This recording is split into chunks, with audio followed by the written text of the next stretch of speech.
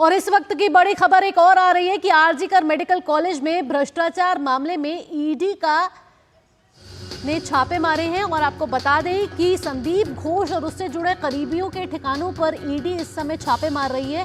और कोलकाता और उसके पास करीब 6 जगहों पर ईडी के छापेमारी की जा रही है। और आपको बता दें कि ईडी लगातार वित्तीय अनियमितताओं को देखते हुए आरजीकर मेडिकल कॉलेज में संदीप घोष से लगातार पूछताछ कर रही है। सीबीआई पूछताछ कर रही है और अब ईडी ने करीब 6 ठिकानों पर छापेमारी की है।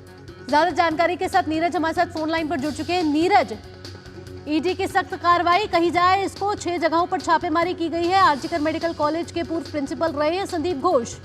देखिए, बिल्कुल जो सीबीआई तो इस पूरे मामले में जांच कर ही रही थी, लेकिन अब ईडी ने भी कार्रवाई शुरू कर दी है और 6 जगह हैं जहां पर छापेमारी की जो कार्रवाई है वो चल रही है। ईडी के करीब 100 के करीब लोग हैं जो अलग अलग टीम बनाकर इस छापेमारी की कार्रवाई को अंजाम दे रहे हैं। मनी लॉन्ड्रिंग का मामला है, जिस तरीके से आरजीकर मेडिकल कॉलेज में करप्शन का खेल खेला गया। और आपने देखा होगा कि पिछले कई सालों में लगातार रेनोवेशन के नाम पर अलग अलग तरीके से वहां पर जो करप्शन है वो देखने को मिला था सामने। सीबीआई ने इसमें एक मामला भी दर्ज किया था और सीबीआई ने भी कई लोगों से इस मामले को लेकर पूछताछ भी करी थी। अब ईडी इस मामले में कार्रवाई कर रही है।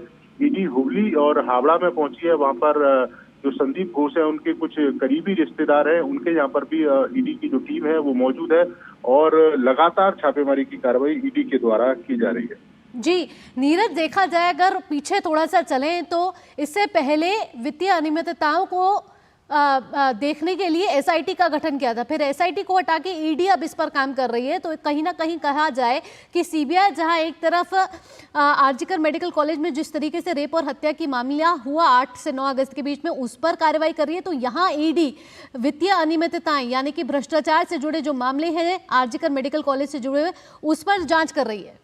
देखिए, बिल्कुल आप देखें कि सीबीआई हत्या और रेप का जो मामला है उसमें तो जांच कर रही है। सीबीआई करप्शन के मामले में भी जांच कर रही है। सीबीआई ने करप्शन का भी एक मामला दर्ज किया था और उस करप्शन के मामले में छापेमारी की भी कार्रवाई करी थी।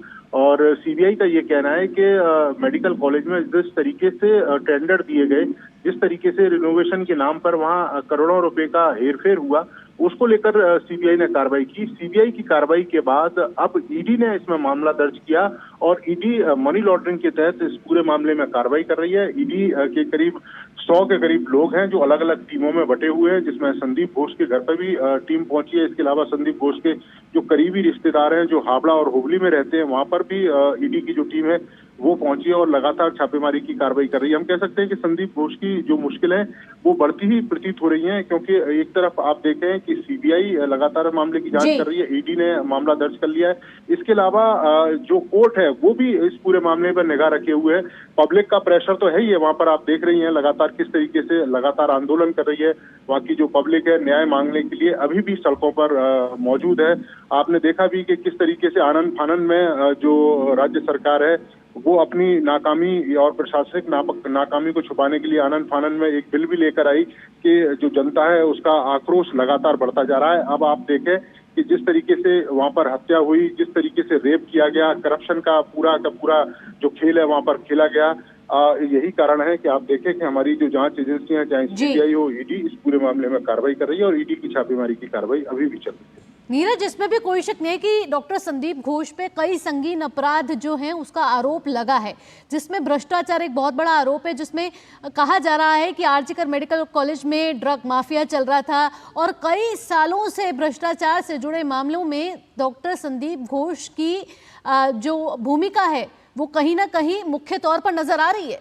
देखिए, बिल्कुल नजर आ रही है, क्योंकि जिस तरीके से अकूत संपत्ति अर्जित की गई, उनके करीबी रिश्तेदारों का आप अगर बैकग्राउंड देखें, बड़े पैमाने पर कहीं ना कहीं डायरेक्ट और इनडायरेक्ट तरीके से जो मेडिकल कॉलेज में जो तमाम निर्माण किए गए या जो कंस्ट्रक्शन किए गए उनमें उनकी जो भूमिका है वो डायरेक्ट और इनडायरेक्ट तरीके से रही है। यही कारण है कि अगर आप देखें कि सीबीआई ने भी छापेमारी की कार्रवाई करी थी इनके करीबियों के यहाँ। अब ईडी भी इनके करीबियों के यहाँ पहुंची है कि किस तरीके से जितनी आपकी सैलरी थी उससे ज्यादा आपकी इनकम है, जिस तरीके से इन्होंने तमाम प्रॉपर्टियां खरीदी, जिस तरीके से इनके रिश्तेदारों ने प्रॉपर्टियां खरीदी, तो ये तमाम जांच के घेरे में कि करप्शन का खेल लंबे समय से खेला गया और उसका जो फायदा है वो संदीप घोष और उनके करीबी जो लोग हैं उनको मिला है। यही कारण है कि आप देखें कि सीबीआई के बाद अब ईडी भी सक्रिय हो गई है और लगातार छापेमारी की कार्रवाई कर रही है।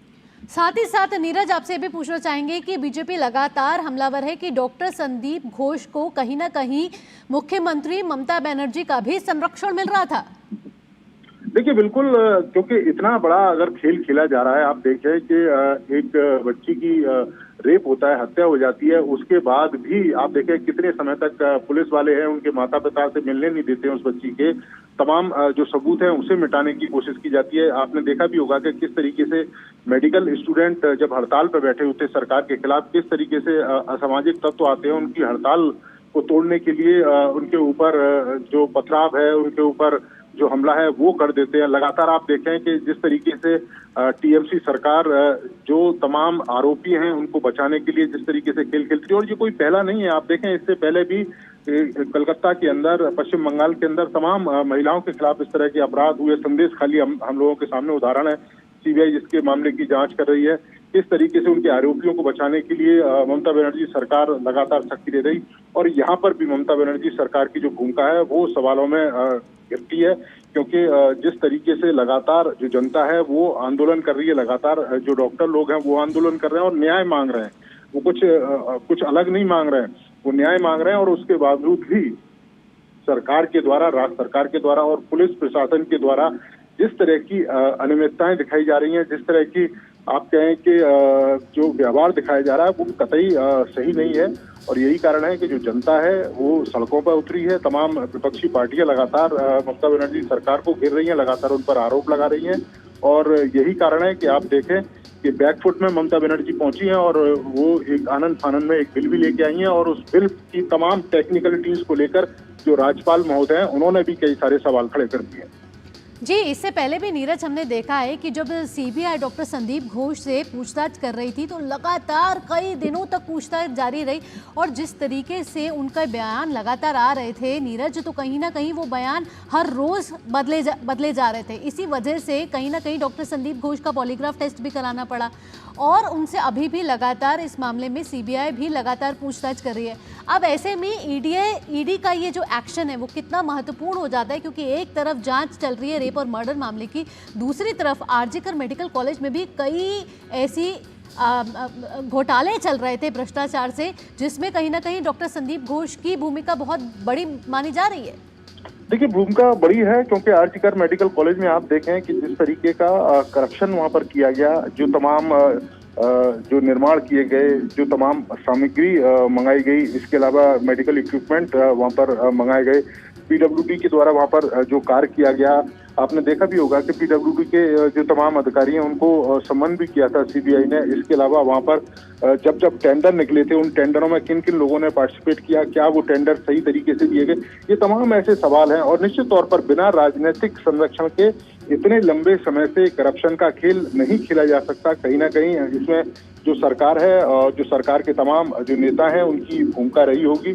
अब चूंकि सीबीआई इस मामले की जांच कर रही है, ईडी इस मामले में लगातार छापेमारी की कार्रवाई कर रही है, तो उम्मीद की जा रही है कि संदीप घोष और उनके करीबियों, आपने सही कहा कि संदीप घोष लगातार सीबीआई के सामने बयानों को भी बदलता रहा, क्योंकि बयान बदलना बार बार ये दर्शाता है कि कहीं ना कहीं वो किसी को छुपाने की कोशिश कर रहा था, क्योंकि इस खेल में वो अकेला शामिल नहीं हो सकता। इस खेल में उसके और कई सारे साथी होंगे, कोई राजनीतिक उसको संरक्षण मिला होगा, तभी वो इस तरह के बयान लगातार बदल रहा है। लेकिन उम्मीद की जा रही है कि हमारी दोनों जो जांच एजेंसियां, चाहे हम सीबीआई की बात करें या फिर हम ईडी की बात करें, दूध का दूध पानी का पानी करके छोड़ेंगी, और जल्द ही इस पूरे मामले में जो लोग शामिल होंगे वो कानून के कटघरे में खड़े होंगे। बिल्कुल नीरज, इन तमाम जानकारियों के लिए आपका बहुत बहुत धन्यवाद।